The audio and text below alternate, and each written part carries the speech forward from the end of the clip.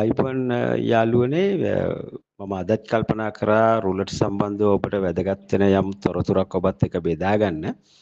ඊට කඩ ලැබෙන වෙලාවක මේක ශ්‍රවණය කළා මේකේ ගත හැකි යමක් තිබුණොත් ඔබේ මේ ක්‍රීඩාවට දියුණුව පිණිස එකතු කරගන්න කියලා මම ඉල්ලා හිටිනවා. ඔබ දන්නවද අපි මොනවා හරි කාර්යයක නියැලිලා ඉන්නකොට අපිට ඒකේ විඩාවක් දැනෙනවා. යම් කාර්යයක එක දිගට නියැලිලා ඉද්දි විඩාව කියන එක දැනෙනවා. ඒක කායික විඩාවක් වෙන්න පුළුවන්, මානසික විඩාවක් වෙන්න පුළුවන්, කායික මානසික දෙකම වෙන්න පුළුවන්. හරියටම හොයලා බැලුවොත් ඕනම විඩාවක් දැනෙන්නේ ඇත්තටම සිතට. ඒක වෙනම කතාවක්. එතකොට මේ ක්‍රීඩාවේ යෙදিলা ඉද්දිත් ඔබ දන්නේ නැති වුණාට ඔබ එක දිගට මේකේ යෙදিলা ඉන්නකොට ඔබ නොදැනම ඔබගේ මනස විඩාවටපත් වෙනවා. දැන් ඔබ කල්පනා කරා ඉතින් මනස විඩාවටපත් වුණාම මේකට බලපාන්නේ කොහොමද කියලා. ඒක බලපාන්නේ මෙන්න මෙහෙමයි. මම උදාහරණයක් කියන්නම්. හොඳටම මහන්සිලා ඉන්න කෙනෙකුට අපි සිමෙන්ති කොටයක් උස්සගෙන ඉන්න කිව්වොත් එයා ඒකට කැමතිද අකමැතිද? ඒක මහ බරක් නේ. ඉතින් එයා කැමති වෙන්නේ නැහැනේ. අන්න ඒ වගේ තමයි මේකත්. ඔබ මතක තියාගන්න ඔබ දන්නේ නැති වුණාට ඔබ මේ සෙල්ලම් කරන්නේ ඔබ මුදල් එක්කනේ. මුදල් කියන්නේ බරක්. ඒ බර නිසා තමයි ඔබ බොහොම පරිස්සමින් සෙල්ලම් කරන්නේ.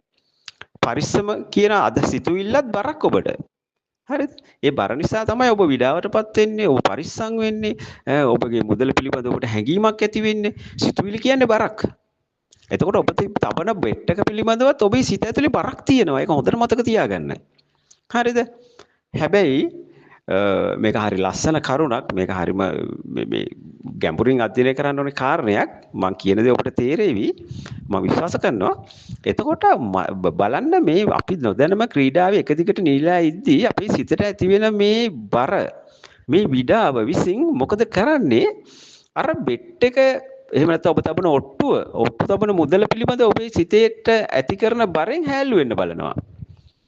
මම මේ කියන්නේ ඔබේ අත්දැකීම් වල ඇති. ඔබට එවැනි අවස්ථා මොන ගහිලා තියෙද කියලා හොඳට කල්පනා කරලා බලන්න. වැඩිදුර හිතන්නේ නැතුව ලොකු ඔට්ටුවක් තබපු ලොකු බෙට් එකක් තබපු අවස්ථාව ඔබට නැද්ද? ඒ අවස්ථාව ඔබ පෙරදිලා නැද්ද?